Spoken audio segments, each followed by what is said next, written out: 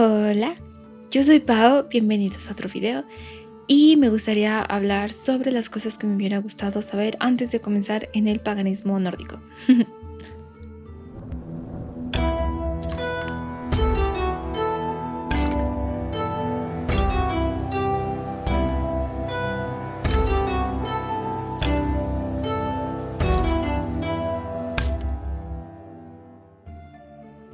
Antes que nada me gustaría decir que el paganismo nórdico no es una práctica que necesite reglas que seguir puntualmente y tampoco tiene ritos de iniciación para dar comienzo a tu práctica.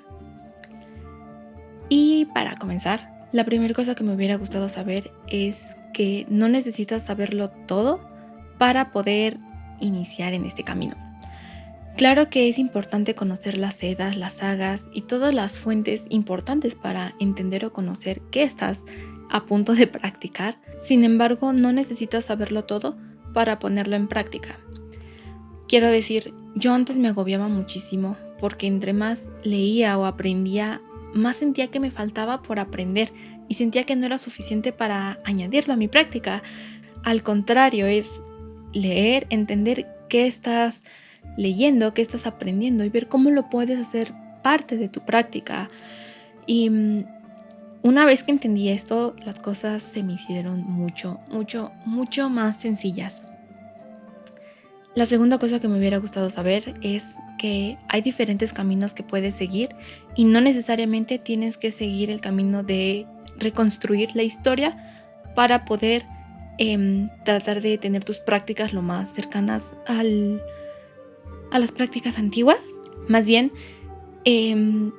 puedes ser practicante y tener un camino más ecléctico, intuitivo, por así decirlo.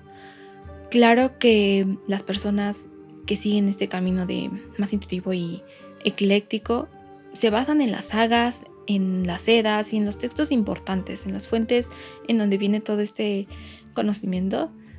Sin embargo, también está la parte de las personas que deciden llevarlo de forma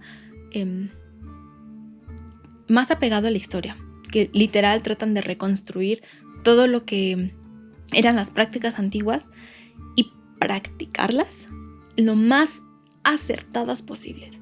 Sin embargo, aún con esto llega a ser muy complejo porque no hay tantas fuentes, hay muchos huecos en la historia y resulta un poco complicado, así que también está bien no seguir las prácticas al pie de la letra, ya que ni siquiera las personas que reconstruyen estas prácticas lo logran hacer al 100% porque de verdad requiere de muchísimo estudio.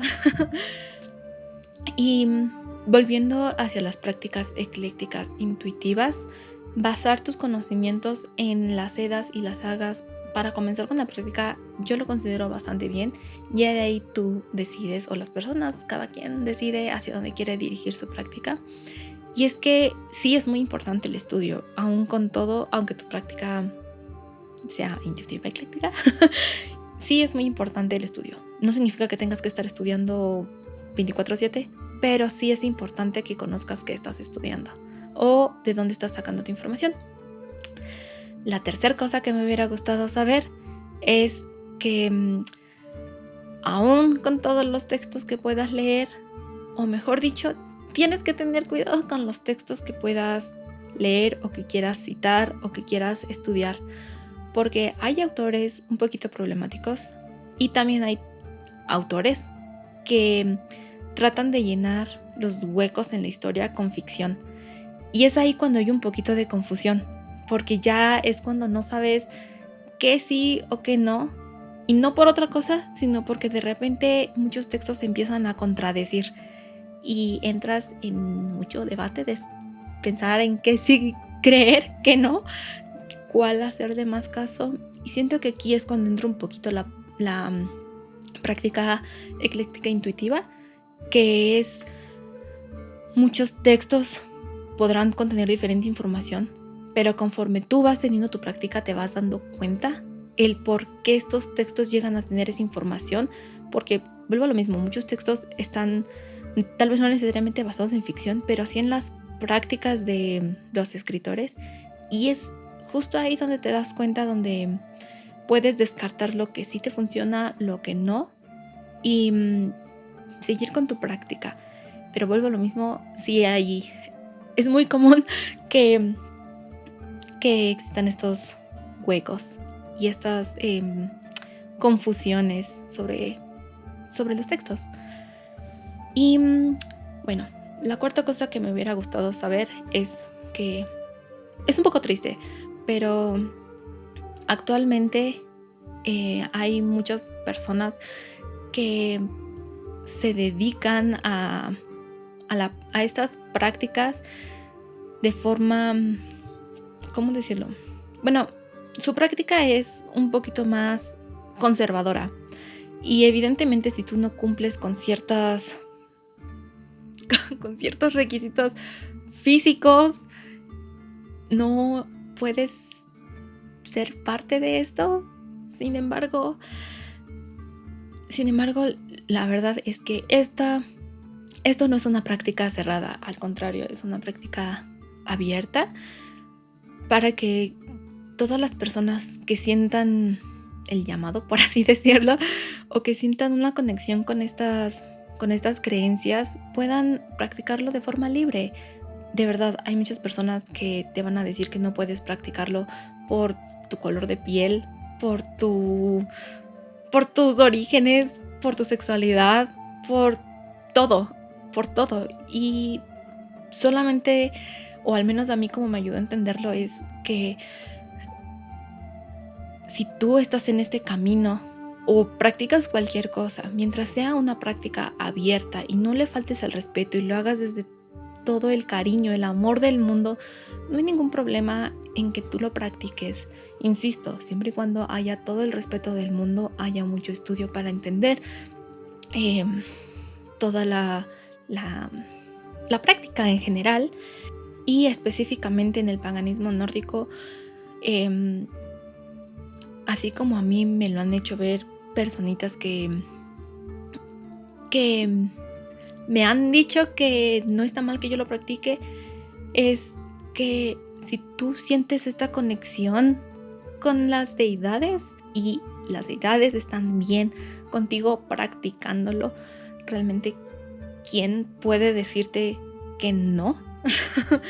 Insisto, si ellos están bien con que tú te acerques a ellos, es lo que realmente debe de importar. Insisto, todo siempre desde el respeto y el amor del mundo. Otra cosa que me hubiera gustado saber es que esta práctica no solamente es veneración hacia las deidades, sino también hacia tus ancestros y los espíritus.